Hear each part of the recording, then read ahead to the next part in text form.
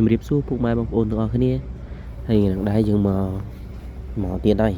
ហើយមុខនឹងគឺមុខដដែលទេហើយកន្លែងការងារក៏ដដែលដែរប៉ុន្តែក្រុមនឹងនេះក៏ចង់មកនិយាយអារម្មណ៍ពិតនិយាយអារម្មណ៍ស៊ីនអីចឹងណាហើយនិយាយទៅគឺអារម្មណ៍របស់ខ្ញុំគឺខ្ញុំឲ្យតែគៀកម៉ោងឡើងចេញពីធ្វើការហើយនឹងគៀកម៉ោងយើងឡើងហូបបាយពេលថ្ងៃត្រង់ណាបើសិនគ្រាន់តែហួសម៉ោងតិចតួចគឺមានអារម្មណ៍ថាដូចហួសម៉ោងដូចអត់សូវសប្បាយចិត្តអីចឹងណាហើយណែគេខ្លះតែធ្លាប់យល់អារម្មណ៍មួយនឹងថាពេលដែលរៀបចេញធ្វើការហើយអាការងារដែលចិត្តឡើងទៅផ្ទះហ្នឹងនិយាយទៅគឺអត់បានចេញហើយនិយាយទៅគឺណែគេខ្លះមានអារម្មណ៍ថាមួម៉ៅខ្លះហើយ comment ម្នាក់មួយផងបើខ្ញុំបានដឹងចម្លើយនឹងអញ្ចឹងណាហើយថ្ងៃនេះដែរគឺការងាររៀងច្រើនគ្រូសមដែរការងារថ្ងៃរវល់ហើយមិនរវល់រឿងការងារទេរវល់ទាំងខាងម៉ូទ័រទឹកផងខាងមេថ្នាក់លើផងគ្រាន់តែម៉ូទ័រទឹកវាឆ្លងភ្លើងក៏គេចុះមកជេរតាដែលគាត់ធ្វើខាងជាងភ្លើងខាងម៉ូទ័រទឹកទៅអីមើលខាងភ្លើងអីចឹងណាទៀមទៅគឺចុះមកជេរគាត់តែម្ដងដោយសារតែ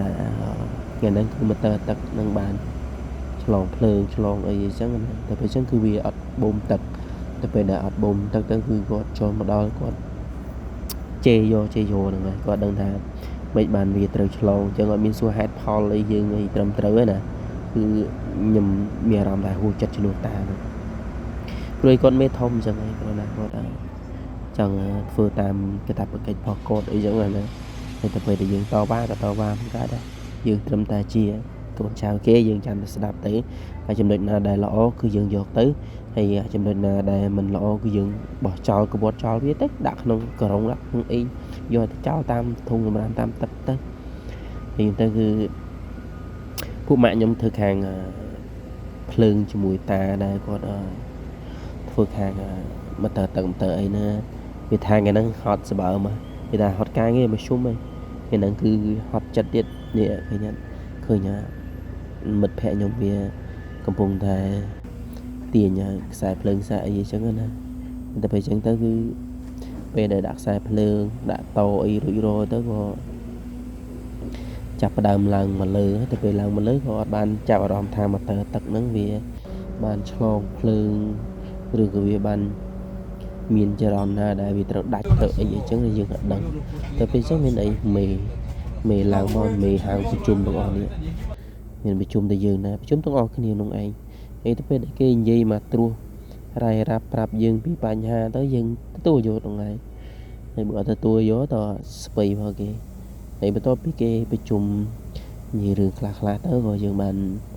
ចុះមកធ្វើការងារយើងធម្មតាដូចរាល់ដងអញ្ចឹងណាមានតែការងាររបស់ខ្ញុំនឹងធ្វើដូចតរងថ្ងៃហ្នឹងឯង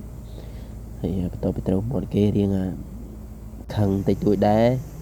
មានតែគេខ្លះដែលមិនថាខឹងនោះទាំងខ្ញុំទាំងគេហើយបន្ទាប់មកទៀតគឺចាប់ផ្ដើមដល់កន្លែងយើងត្រូវដាក់ដែរអញ្ចឹងហើយដោយសារតែថ្ងៃហ្នឹងរៀងដីរៀងវាផុយពេកទៅពេលអញ្ចឹងយើងខ្លាចដាក់ដែកដាក់អីមេប្រាប់ថាឲ្យប្រយ័ត្នផងបើសិនជាមានដីឬក៏មានថ្មធ្លាក់មកអីយើងប្រាប់គាត់ទៅគាត់ឲ្យយើងថយមកក្រោយហើយចាំពេលដែលវាធ្លាក់អស់កតិកទីហ្នឹងចាំយើងឡើងទៅដាក់ទៀតអីចឹងណានិយាយរួមទៅគឺអរគុណមែនតើ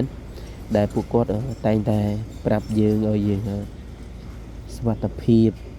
ឲ្យយើងមានការប្រុងប្រយ័ត្នកុំឲ្យមានគ្រោះថ្នាក់ដល់អាយុជីវិតអីចឹងណាហើយនិយាយទៅគឺគេប្រយ័ត្នមែនតើពេលដែលយើងគ្រោះថ្នាក់ម្ដងគឺគេនឹងផ្អាកការងាររបស់យើងទាំងយើងផងដែរហើយនឹងទាំងក្រុមហ៊ុនក៏គេផ្អាករយៈពេលយូរដែរបើសិនជាយើងមានគ្រោះថ្នាក់អីចឹងណាហើយចឹងហើយបានគាត់តែងតែពេលដែលយើងឡើងទៅដាក់ដែកហើយយើងធ្វើអីមួយយើងចូលទៅកន្លែងដាក់